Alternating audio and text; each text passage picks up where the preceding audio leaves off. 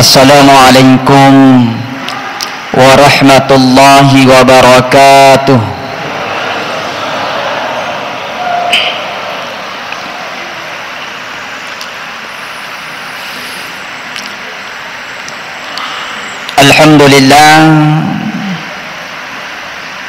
Alhamdulillahilladzi an'ama alaina bi ni'matil imani wal islam wal ihsan.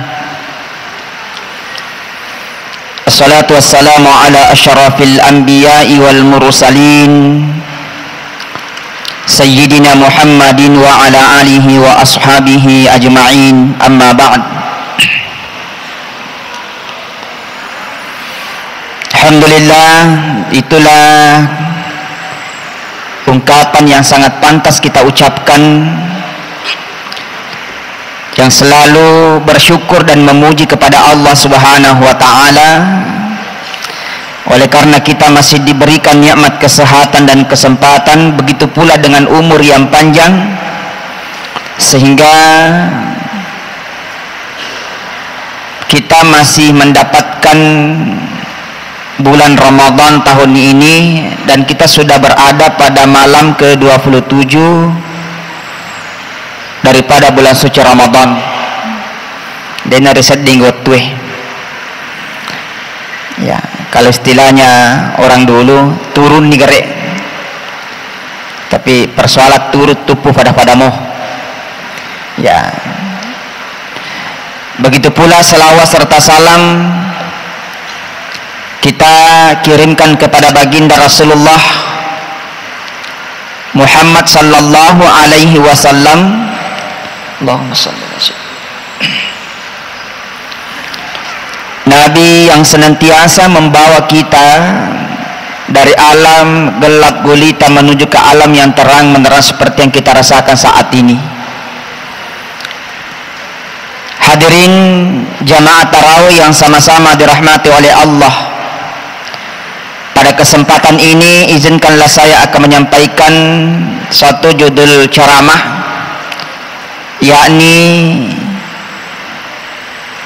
memelihara amalia-amalia di bulan suci Ramadan. Tentu kita tahu bersama bahwa bulan Ramadan ini adalah bulan yang penuh berkah, bulan di mana kita ketika beribadah di dalamnya Allah melipat gandakan pahalanya, di mana ketika kita meminta ampunan, bertaubat kepada Allah Subhanahu wa ta'ala, insya Allah Allah mengampuni dosa-dosa kita. Olehnya itu kita harus istiqamah untuk menjaga, memelihara amalan-amalan di bulan suci Ramadan ini. Nah, apa yang tentu kita harus lakukan ilalanna yulan ramalang? Ya, pertama, puasa kita tentu harus ditingkatkan kualitasnya. Bukan hanya sekedar menahan diri dari segala hal yang membatalkan puasa, tetapi seluruh dalam tubuh kita, baik tangan, mulut, mata, hidung, telinga, semuanya harus berpuasa. Itulah sebabnya Hujjatul Islam Imamul Ghazali membagi 3 tingkatan puasa, ya, dan 3 tingkatan kualitas orang yang berpuasa. Kata Hujjatul Islam Imamul Ghazali, anna shauma thalathatu darajatin, bahwa sesungguhnya puasa itu memiliki 3 tingkatan derajat. Pertama, shaumul umumi, puasanya orang awam yang masyhur kita lakukan hanya sekedar menahan diri dari segala hal yang membatalkan puasa. Tapi tentu kita harus bukan hanya sekedar itu yang kita lakukan, kita harus meningkatkan kualitas derajatnya. Tingkatan yang kedua adalah shaumul khusus, puasanya orang istimewa manakah yang dimaksud puasanya orang yang istimewa? Tania memang kena jaga alena foleri andre foleri inunge, tetapi sininna riwatak kalena na jaga maneng, na jaga ni timunna na rekomendasi mak bicara salah watun dari saliwuna ulan ramalang rilalenna ulan ramalang mesti dia jaga bicaranya. Kalau hal-hal yang tidak bermanfaat dia tidak mau membicarakan. Nah jaga nih matanna dia mitai hal-hal yang dianggap sia-sia. Nah jaga doculinna perengkalinganna dia tidak mau mendengarkan hal-hal yang dianggap tidak bermanfaat. Nah jaga jarinna, nah jaga pokoknya seluruh bila tak kalina nah jaga manengi.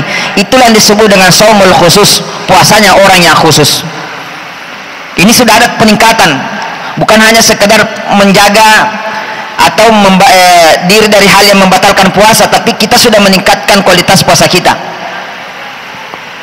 Yang ketiga, kata Imamul Ghazali, saumul khususil khusus, puasanya orang yang sangat istimewa. Ya, ini agak sulit. Ya, tapi kalau kita sudah masuk, kalau ada orang yang mencapai hal tersebut, itu orang pilihan. Kata penguluta Imamul Ghazali, maka dia nanggap pialena batal puasana nareko mite sewa-sewa atau bicara salah atau berbicara yang tidak ada manfaatnya. Nah, ini yang susah karena tidak ada yang bisa menjamin dirinya dalam sehari tidak bisa melihat sesuatu yang dianggap sia-sia atau hal itu dianggap dosa, apalagi dari buka ki YouTube, buka ki TikTok, buka ki Facebook. Nah itu biasanya secara tidak sengaja kita melihat. Tetapi kalau kita sudah berada pada tingkatan yang kedua, saumul khusus, ya setidaknya kita sudah berada di situ, tapi kita berusaha untuk meningkatkan lagi yang lebih tinggi. Itulah yang kita harus jaga puasa kita. Kemudian selanjutnya apa yang harus kita lakukan? Ya tentu perbanyak amalan-amalan kita, termasuk perbanyak sedekah di bulan suci Ramadan ini. Suatu ketika ada sahabat bertanya kepada Nabi, ya Rasulullah, ya ayu sedekatin afdalu, wahai Rasulullah, yang manakah sedekah yang paling afdal? Lalu kemudian Nabi menjawab, faqal sedekatun fi Ramadana, bersedekah di bulan Ramadan. Ya sehingga Nabi SAW itu ketika di bulan Ramadan itu gemar berbagi, gemar bersedekah, gemar membantu orang. Karena sedekah itu bukan hanya sekadar dari segi materi saja. Tanya memang kedui wadi sedekah. Ya, itulah bedanya sedekah dengan infak. Kalau infak, ya cakupannya sempit. Ya, meskipun sama-sama sunnah, tapi kalau infak mesti harus berupa materi. Sementara kalau sedekah, sedekah itu cakupannya luas. Tanya memang kedui wadi sedekah. Tanya memang kedui barang wadi sedekah. Tanya memang kedui materi bisa kita sedekahkan. Tapi fisik pun ketika kita membantu sesama itu juga sedekah. Pada tarufatau, bahkan sedekah yang ringan kita lakukan ketika ketemu terhadap sesama. Sirunti pada tarufatau nena pamacawa-cawa ki, lalu pada tarufatau itu juga sedekah. Ya pasti sedekah ya tunare ko siruntu ki namanya apa peneni de tawe. Masalah cawa-cawa ki itu juga sedekah. Yang penting itu tacawa tutu. Itu juga menjadi pertanyaan. Jadi sedekah yang paling ringan yang bisa kita lakukan, kalau tidak ada yang bisa kita lakukan yang lain, ya ketika kita bisa menyenangkan orang, senyum ketika ketemu, ya itu sedekah. Perbanyak sedekah di bulan Ramadan. Inilah yang dianjurkan Nabi Muhammad SAW untuk berbanyak bersedekah, perbanyak memberi takjil orang yang berpuasa. Ya, tadi sudah diumumkan nama-namanya. Itu luar biasa pahalanya. Siapa yang memberi buka puasa bagi orang yang berpuasa, itu sama pahalanya bagi orang yang berpuasa tanpa dikurangi pahala puasa orang yang berpuasa itu sendiri. Itu pahalanya luar biasa, Pak. Itu sedekah, sedekah makanan namanya. Ikna mabereki takjil wabereki, kita memberikan makanan memberikan buka puasa kepada orang yang berpuasa, pahalanya itu sama pada pahalanya tempat puasa. tenri kurangi pahalana orang yang berpuasa itu sendiri. Jadi kita istiqomah untuk berbagi, bersedekah. Nah, apa kira-kira manfaatnya? Ya, sedekah sebetulnya itu adalah salah satu di antaranya tolabala. Ya, tolabala bisa menjaga hal-hal yang malapetaka dari harta kita, bahkan ajagai wa takaleta. Saya pernah membaca dalam sebuah kitab, namanya kitab Irsyadul Ibad, ada sebuah cerita yang diceritakan oleh Ibnu Abbas, bahwa satu ketika ada seseorang, orang ini sementara dia makan kue, kebetulan kuenya itu hanya 2 potong saja. Ya, tiba-tiba ada seorang pengemis mengetuk pintu rumahnya. Setelah dia ketuk, ternyata pengemis itu tidak seharian tidak pernah dia makan. Dia minta sepotong makanan dari tuan rumah. Dengan ikhlas orang ini memberikan makanan kepada orang yang tadi yang meminta itu, seorang pengemis tersebut. Lama kemudian, karena orang ini ikhlas memberikan, ya, lama kemudian ternyata pernah suatu ketika nakena ya bala ya tawir prema birero dilariannya anaknya, dibawa lari anaknya dari serigala, malaluk oleh mundur dia oleh rapi, dan pada akhirnya dia minta pertolongan, tidak ada bisa dia bisa minta tolong. Akhirnya turunlah perintah Allah melalui malaikat Jibril, dan malaikat Jibril yang menolongnya, lalu kemudian mengembalikan anaknya, sehingga Jibril mengatakan bahwa ini adalah pertolongan Allah kepadamu, karena satu ketika juga pernah Anda menolong orang yang dalam keadaan kelaparan. Pada saat itu orang memang betul-betul butuh makanan, sehingga Anda memberikan sedekah makanan kepadanya, sehingga orang itu selamat juga. Ya, makanya Allah Subhanahu wa taala memberikan pertolongan kepadamu. Nah, itu salah satu manfaatnya. Ya, jadi kalau orang yang dermawan itu Allah sangat mencintainya. Kata Nabi Shallallahu Alaihi Wasallam, orang yang sering berbagi-bagi, bersedekah, kata Nabi, as-sakhiyu qaribu minallah. Orang yang sering berbagi, orang yang dermawan, qaribu minallah, dekat dari Allah. Macawe pulih ripong Allah Ta'ala. Qaribu minan nas, macawe ki pulih ripana tahu, dekat dari manusia. Karena pastinya orang suka, orang yang suka berbagi-bagi, suka bersedekah. Qaribun minal jannah, dekat dari surga, wa ba'idum minan nar, jauh dari api neraka.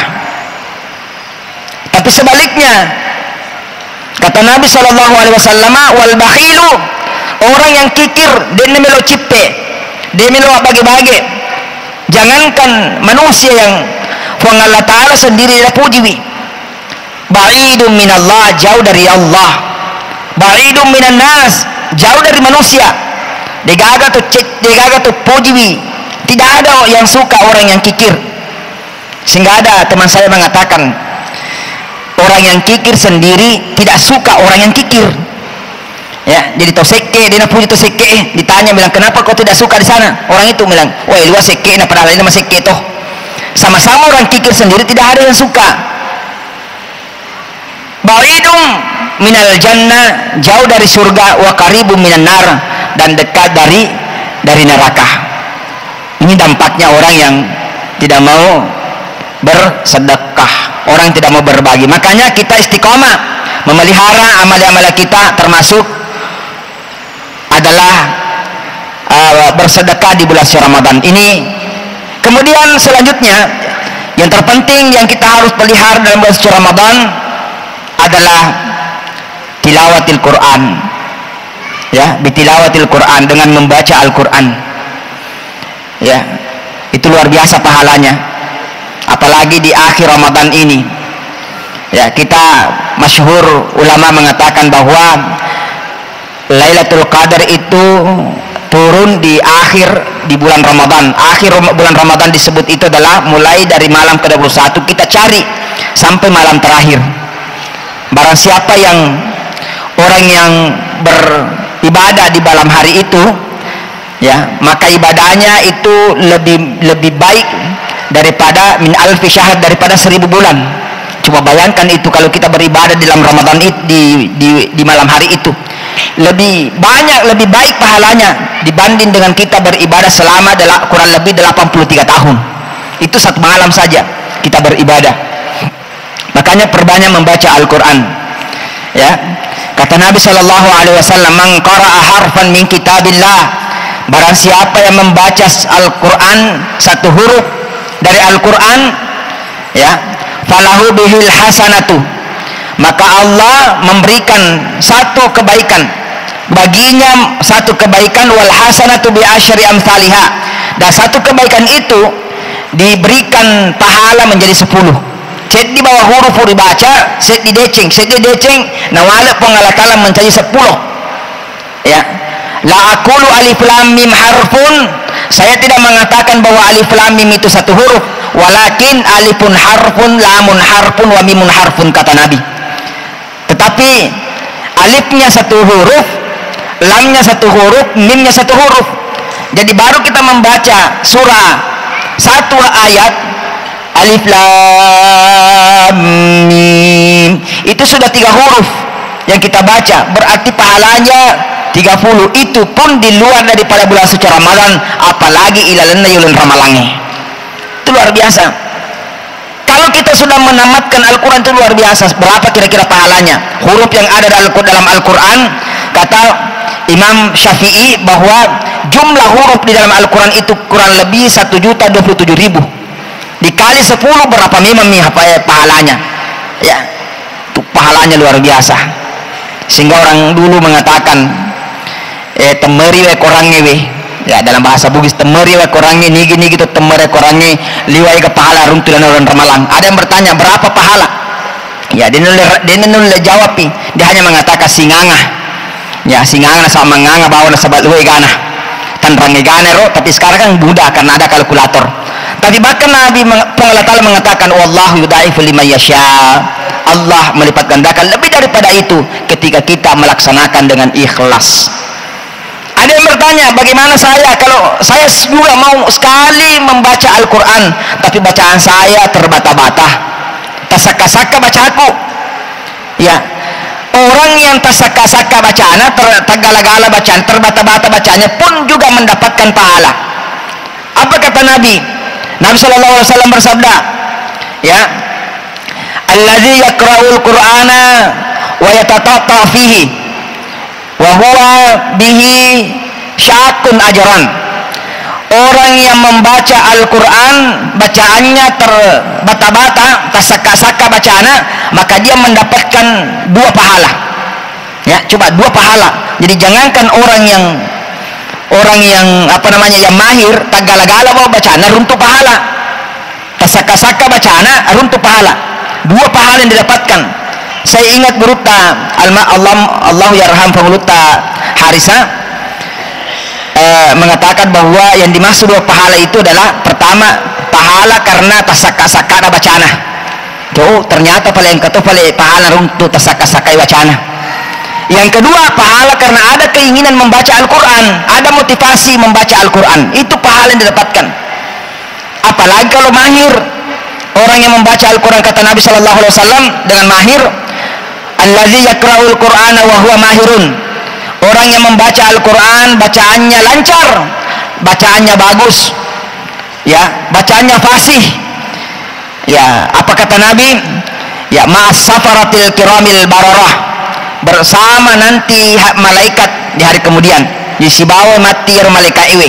Kita tahu bahwa malaikat itu tidak ada dosanya. Kalau tidak ada dosanya, barang tentu sudah diamasiri pong Allah Ta'ala. Naraku dia masih malaikat iwe, aku sibawa ki malaikat iwe, manasali nama setoki pong Allah Subhanahu wa Ta'ala, bagi orang yang membaca Al-Quran dengan lancar fasih. Hadirin teman-teman labik dan seluruh malabik yang kira masih pong Allah Subhanahu wa Ta'ala.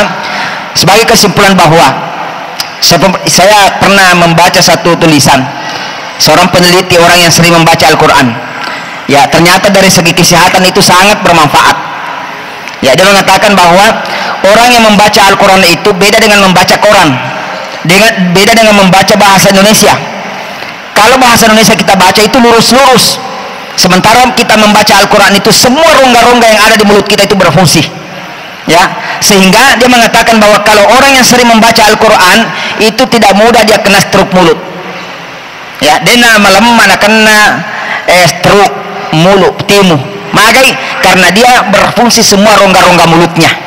Kalau dia membaca dengan fasih, dia membaca dengan sesuai dengan tajwid makharijul huruf, beda dengan bahasa Indonesia itu sendiri. Itu pun baru dari segi kesehatan, belum lagi pahalanya itu luar biasa.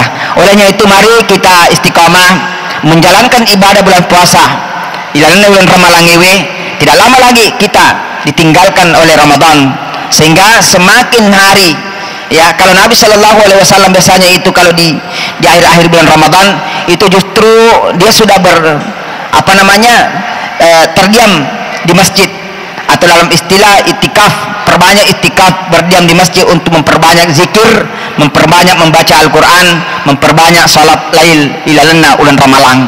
Saya kira ini yang sempat saya sampaikan, mudah-mudahan ada manfaatnya bagi kita, terlebih bagi orang yang berbicara itu sendiri.